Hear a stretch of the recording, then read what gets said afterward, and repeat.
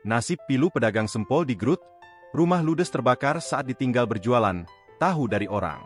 Beredar di media sosial sebuah video yang memperlihatkan kisah pilu pedagang sempol, rumahnya ludes terbakar saat ditinggal berjualan. Bahkan, pedagang sempol itu tahu rumahnya terbakar itu dari orang lain. Kisahnya viral di media sosial setelah dibagikan akun TikTok pemulung amal. Pemilik akun yang bernama Asep Furkan itu membagikan video saat menemui pedagang sempol keliling itu. Diketahui, pedagang sempol itu bernama Ajit atau kerap disapa Mang Ajit. Mang Ajit terlihat berada di runtuhan rumahnya yang ludes terbakar tersebut. Tidak ada yang tersisa dari rumahnya itu.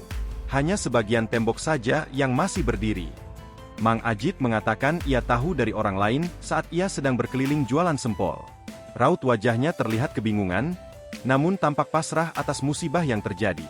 Sesekali ia mengusap kepalanya dengan satu tangan seolah menandakan kebingungannya tersebut. Bahkan, peralatan sekolah anaknya pun terbakar. Hanya satu sisa buku yang itu juga sudah sebagian terbakar. Mang Ajit mengatakan anaknya kini kelas 3 SMP dan kelas 4 SD. Sorot mata Mang Ajit semakin menunjukkan kepiluannya. Tidak lama, Asep Furkan pun memberikan sejumlah uang untuk pedagang sempol tersebut.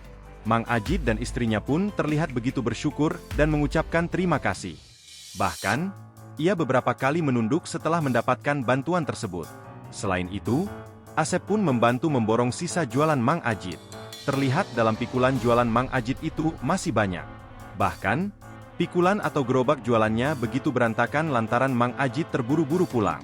Asep pun memberi uang sebesar Rp500.000. Unggahan itu pun langsung viral dan menuai beragam komentar warganet.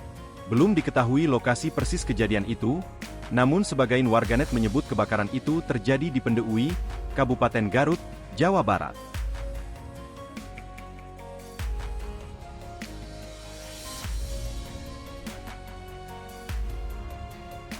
Download Tribun X sekarang, menghadirkan lokal menjadi Indonesia.